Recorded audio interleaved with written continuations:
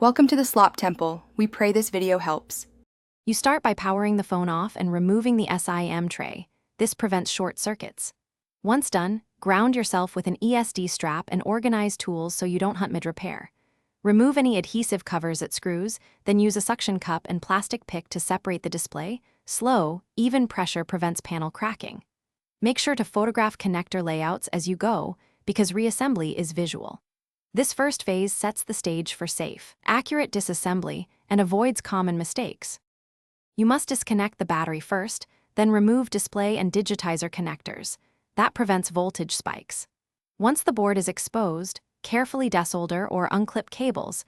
Use magnification for tiny connectors.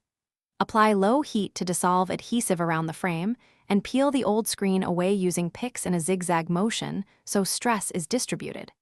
Before sealing, test the new screen by temporarily reconnecting the display and battery, because verifying touch and LCD function now saves time. Make sure to transfer sensors and brackets exactly. You reinstall braces and brackets, apply new adhesive strips, and align the screen precisely before pressing it into place. Consistent pressure prevents gaps.